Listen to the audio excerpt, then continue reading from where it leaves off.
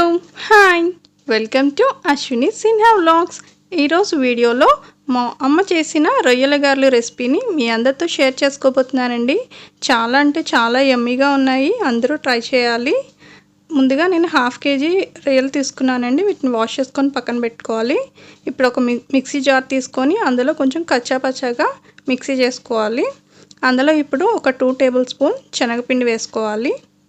అలాగే 1 table spoon cornflour వేసుకోవాలి. అలాగే 1 టీ స్పూన్ చిల్లీ పౌడర్ వేసుకోవాలండి.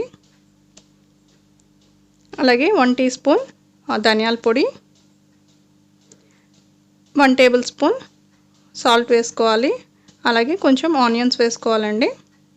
అలాగే కొంచెం చిల్లీ, కొంచెం కొత్తిమీర, అలాగే కొంచెం కరివేపాకు వేసుకొని అన్నీ బాగా మిక్స్ చేసుకోవాలి.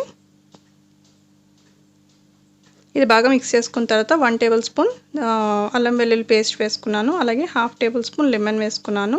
ఇప్పుడు పాన్ పెట్టుకొని ఆయిల్ వేడి చేసుకోవాలి.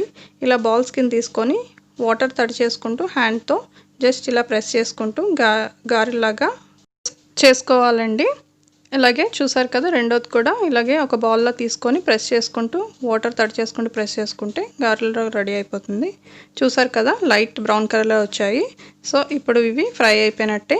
దీన్ని సర్వింగ్ ప్లేట్లో తీసుకొని సర్వ్ చేసుకుంటే చాలా యమ్మీగా ఉండే రొయ్యల గారెలు రెడీ అయిపోయాయండి. నిజంగా చాలా టేస్టీగా ఉన్నాయండి. సో అందరూ ట్రై చేయండి. Thank you for watching. మీకు కానీ ఈ వీడియో నచ్చినట్టయితే లైక్ చేయండి, షేర్ చేయండి, సబ్స్క్రైబ్ చేయండి. పక్కనే ఉన్న బెల్ ఐకాన్ని ప్రెస్ చేయండి.